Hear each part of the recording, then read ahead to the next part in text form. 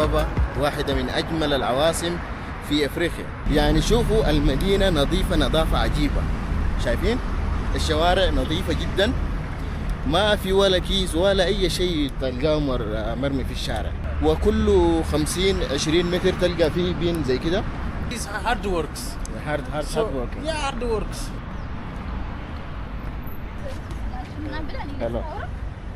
African good Prime Minister Abiy Ahmed. Yeah. So we are like African is like Abiy Ahmed is #1 African. European is African is all of Ken, you know.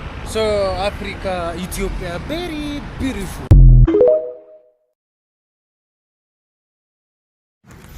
شوفوا شارع المطار، شوفوا شارع المطار كيف ما شاء الله تبارك الله.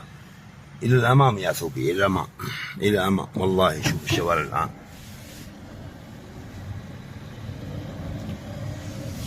الطريق المطار هذا ما شاء الله.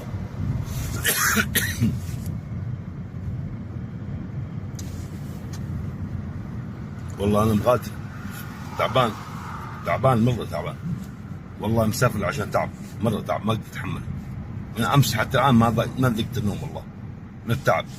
فإن شاء الله نوصل للنوم نتعالج بخير عسى خيرة إن شاء الله. راجعين لك يا أثوبي إن شاء الله، راجعين لك قريبا جدا قريبا إن شاء الله. مشي درعنا مع ألف السلامة، وفقكم الله.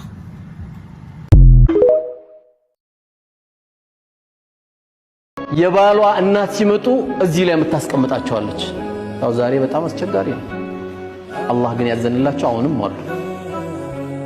ለዚህ ለቆሸሸሽ ዱንያ እናቱ ስለመጡ ወይም አባቱ ስለመጡ በቃላት የምትሰብራቸው ከሆነ እንዴት ይቆያል ይትዳር? ሰው እናቱን ያኮርፋል። ይሄን የመሰለ ልጅ የሰጠችሽ እናት ነው የምታኮርፊያት? ይሄን የመሰለ አባት ነው የምታኮርፊው? ይሄን የመሰለ ልጅ የሰጠሽ እኮ አባት ነው። ከሱ ጀርባ የተገኘ ልጅ ነው ልጅ። በእነዚህ ላይ በተለይ ጥንቃቄ ያስፈልጋል። አባት ለምንድን ነው የማይመጡት? የታረደው በግነሱ ካልቀመሱ ማን ያልቀምስ? ወላሂ ለነሱማ ጥሩ ካልሆንክ ለኔ ጥሩ አትሆን ብለሽ ስትይ የበለጠ እዚህ ላይ ያረግሻል።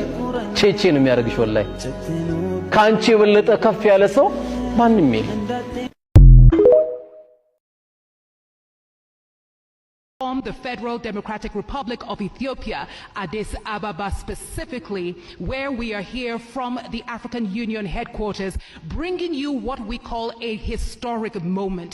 3 esteemed candidates, each vying for the position of chairperson of the African Union, will debate tonight in front of the world, and indeed historic it is.